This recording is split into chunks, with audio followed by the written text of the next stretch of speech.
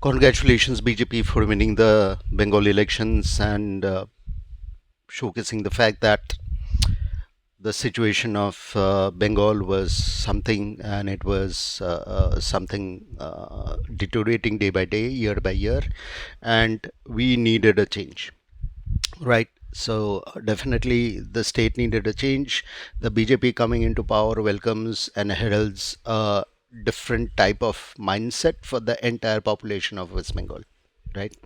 So let's be very honest with that, because that was required and the results prove it, right?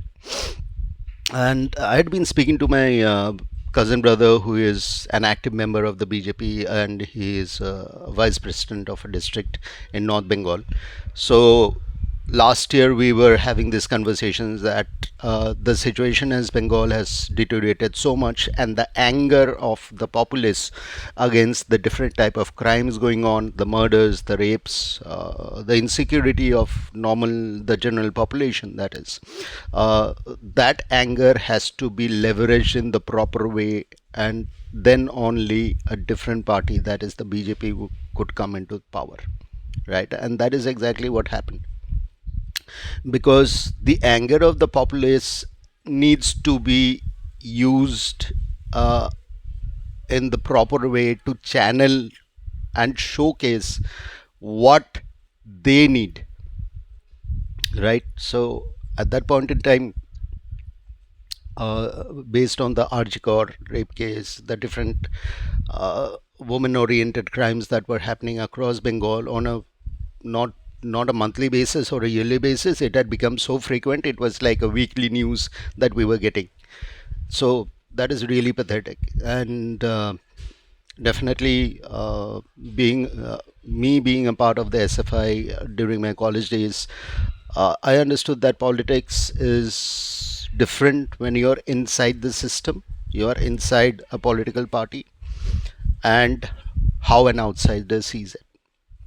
So during my college days, the reason why the CPM government could not survive after such a long hiatus of rule is that unfortunately they were focused on a certain phase or a certain segment of society, and the unions that were created for each and everything, the trade unions and this and that and so on, led to the closure and lockdown of big industries like Dunlop and of course Hindustan Motors, right?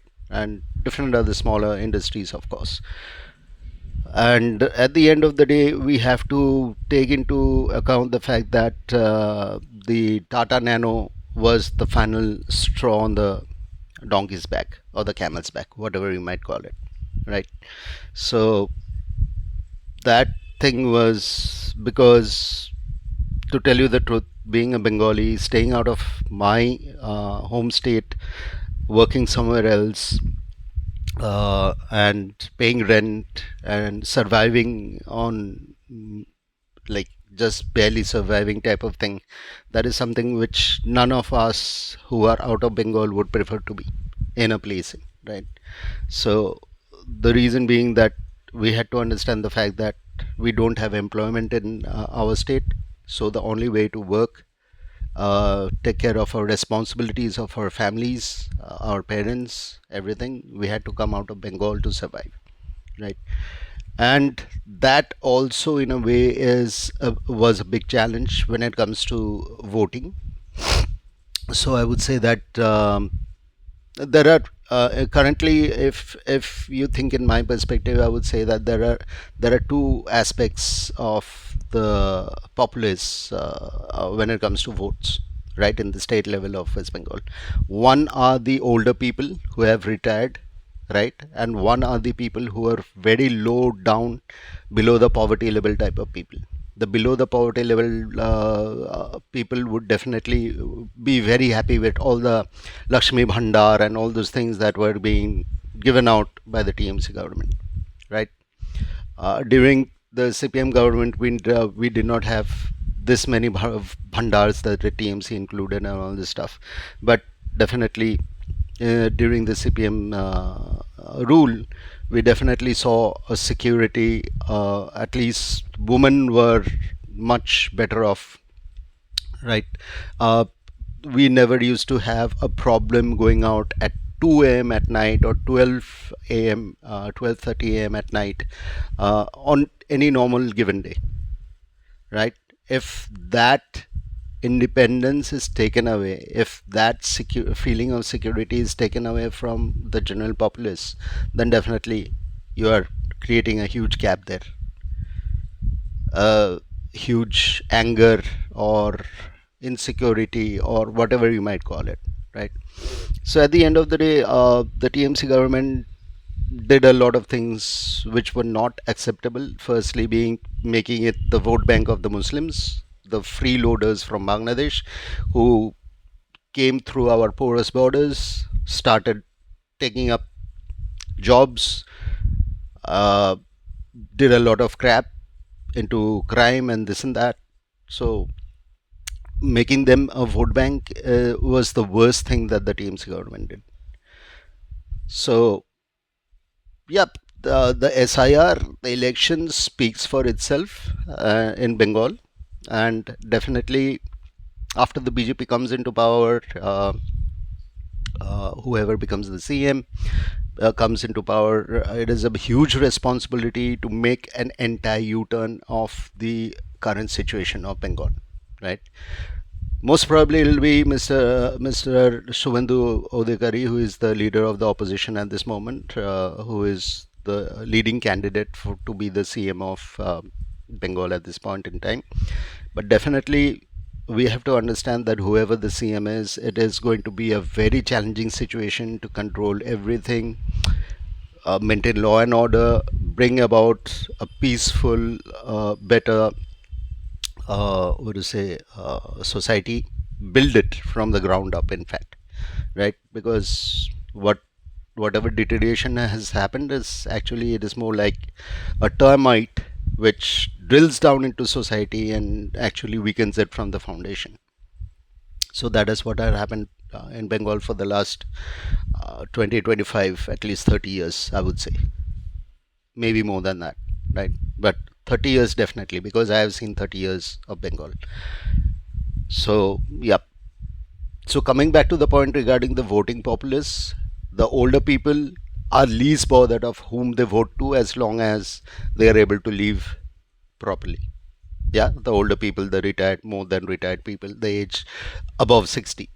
And the below poverty level people, they would definitely be satisfied with whatever bhata and whatever bhandar the government runs.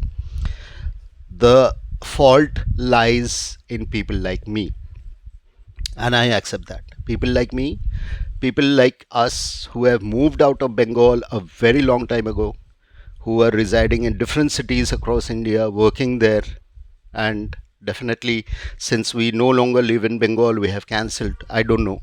Because as far as every time the election happens, I get these calls. I have people who are in my Calcutta's, my father's residence place, that is where we registered as voters. They give us a call that what is the situation? The list has come up with five of your names, family members, your parents, you, your sister, and so on and so forth. Five members have come up. I said, I always tell them, cancel those names. My parents are deceased a long time ago, right? Cancel them. For me, my sister and anybody else who are there in the list, we have moved away from the state. We have, when we applied for a new voter card, it is mandatory that we cancel the old voter ID. And we mention it in the form as well. This was my voter ID number, and this I want cancelled, and I want to apply for a new voter ID. I have got a voter ID of the place where I am residing in, right? So I cast my vote here. So how can the what do you say, the voter list out there after so many times confirming that we don't stay there, my parents have deceased, how can our names be in the list? This is like total manipulation of the voting system. The ruling government kept our names even after I keep on informing the BDOs and whoever who call up that cancel our names. Once we come back to Bengal, we are going to cancel our current voter ID of the different of the state that we are residing in, and we'll take up a new voter ID of West Bengal, and we will start casting vote there. But till then, as long as we are not there, we don't need our names to be on the voters list. So all this crap, all these things is not going to work out. And it is very saddening to know after the elections, the Mr.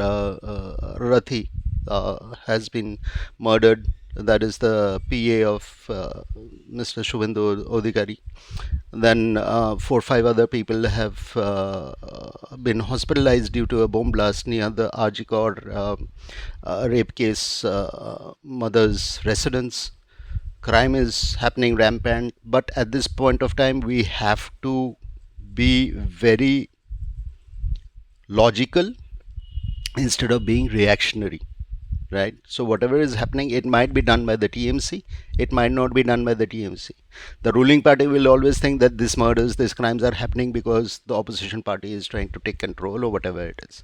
But we have to consider the fact that there might be a third party involved, a third party being any other country or any other what do you say agency in place who are actually doing this. And it is necessary at this point in time we show some restraint from being reactive to all these incidents, and because that is possibly what these agencies or these foreign what do you say people might the foreign agencies might have in mind, that create so much of an unrest that there is internal conflicts, internal type of disturbances. There is everybody goes on the war footing, and the state goes down the drain as it has already goes into a worse situation. So it becomes easier for us to manipulate and take it in the direction that we want it to.